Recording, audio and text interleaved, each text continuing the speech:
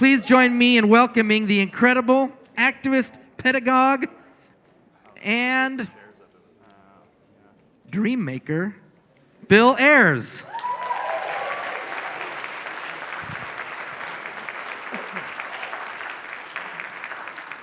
Thank you very much. The great Chicago poet Gwendolyn Brooks wrote a dedication to the statue in downtown Chicago donated to the people of Chicago by Picasso, that big bird-looking thing. And the poem that she wrote begins, "Does man love art?" And her answer, "Man visits art but cringes. Art hurts. Art urges voyages." And these last 2 days have been a voyage that is mind-blowing and mind-expanding, and I am so appreciative to have been a part of it. But here we are, Curriculum New York City. And I want to talk for a bit about what curriculum is and wonder together about where we're going with this. To me, curriculum is often thought of as the stuff of teaching or the stuff of education. When I got my doctorate in curriculum, my partner and several friends said, well, so you got a doctorate in the stuff.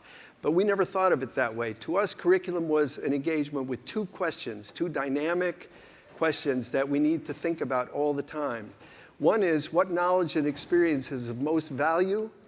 That is, and that changes every day for every one of us. What knowledge and experiences are of most value? And linked to that, how do we get full access to that worthwhile knowledge and experience? What is that knowledge and how do we get access to it? Those are the curriculum questions that are dynamic and never ending, and that we can keep asking ourselves and asking in our teaching situations. I think it's important that every generation and that each of us, out of obscurity, name the political moment we're in, name the situation that we face, name the challenges, and then decide whether we're going to meet those challenges or submit to those oppressions. And to me, right now, we can't have this conference and this conversation without noting that market-based corporate school reform is defining the entire discussion about education in our country and has been for 2 or 3 decades. The interesting thing is that even though they've had the big megaphone, the corporate reformers, and even though they've had all the money, all the foundations, the 2 major political parties, they have not won the argument. They've not won the moral argument, and they've not won the argument with parents or with students or with teachers. So it's a contested space, and we need to enter that contested space knowing what we're up against. Corporate school reform or market-based school reform stands on 3 legs. The first leg is to reduce education to a single measure on a standardized metric. That's the first standard or the first fundamental leg of corporate school reform. It's reducing education to a standardized test. This is not only dangerous and backwards, but it's something that the folks who are pushing this agenda would never allow for their own children. They'd never allow their own children to be defined by a single metric on a high-stakes test.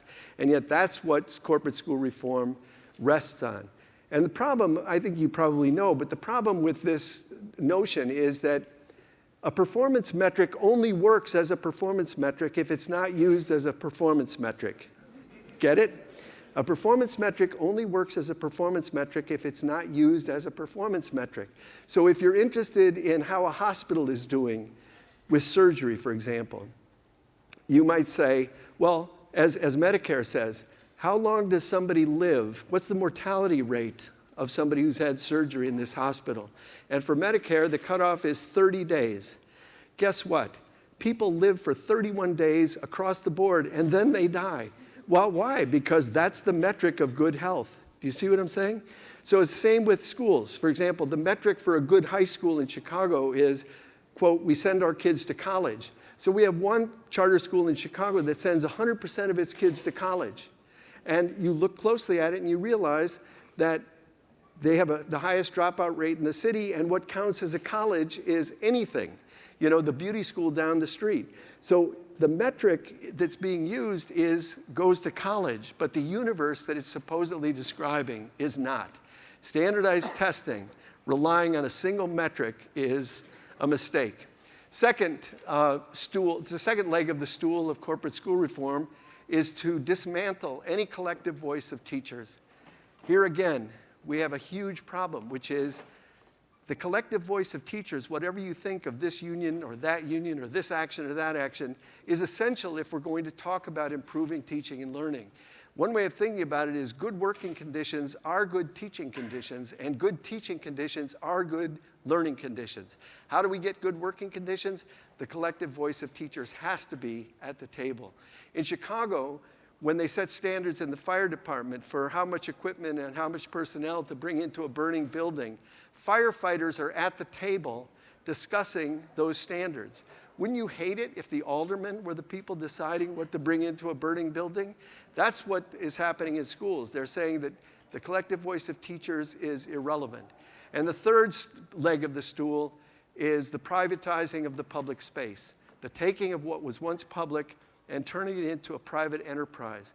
And this is catastrophic for the notion of education in a free society, for the notions of a free people. This kind of whole agenda is summed up, I think, beautifully by a sketch on Mad TV. And some of you may know it. It's called Nice White Lady. Do any of you know it? Well, you can Google it, not now, but when you get home. It's called Nice White Lady. It's from Mad TV. And it's a sketch in which there's an urban kind of landscape and an airplane swimming over it. And the voiceover says, "The American Urban High School.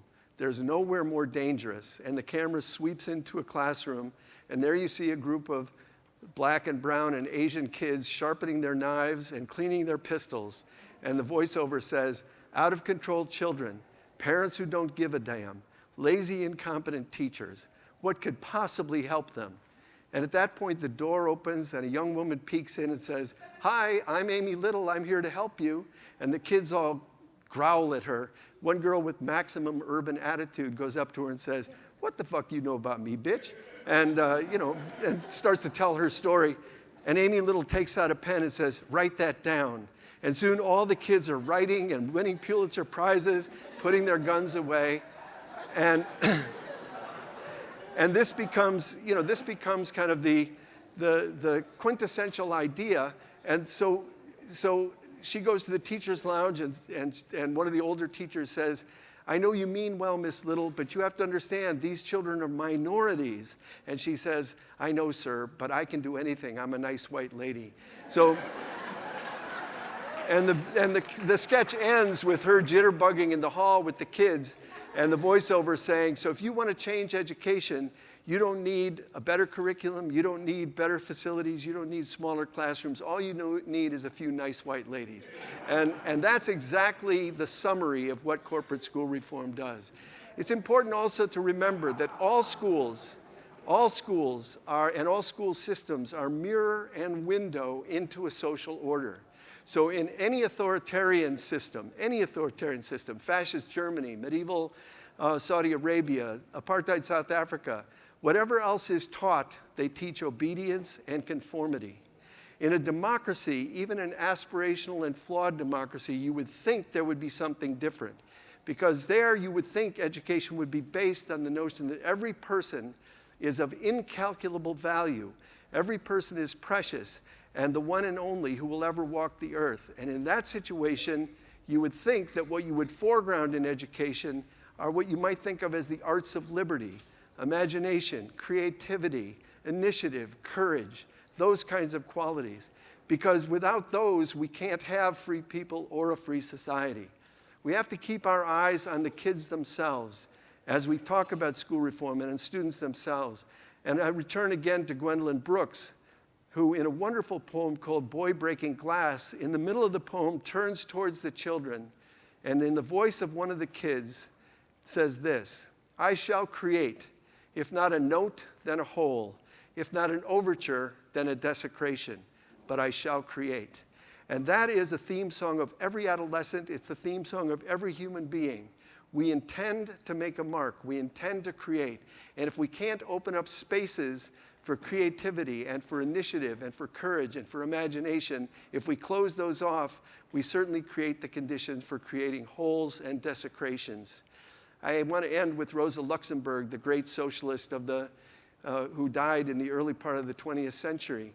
And she was in prison, and friends of hers wrote to her and said, Rosa, we don't know what to do without your leadership. We're suffering, we're struggling. We need you, and we just don't know where to go. And Luxemburg writes back, and she begins by saying, first of all, stop whining, which incidentally is good advice anytime. Stop whining. Second, she says, my advice to you is to be a mensch, M-E-N-S-C-H. You can Google that too. And she says, I can't define mensch for you, but a mensch is somebody who loves her own life enough to enjoy the sunrise and the sunset, to enjoy a bottle of wine with friends, but who loves the world enough to put her shoulder on history's wheel when history requires it. Figure out how to do that day to day, figure out that dialectic, and you will do the right thing. So my advice to you is be a mensch. Thanks very much.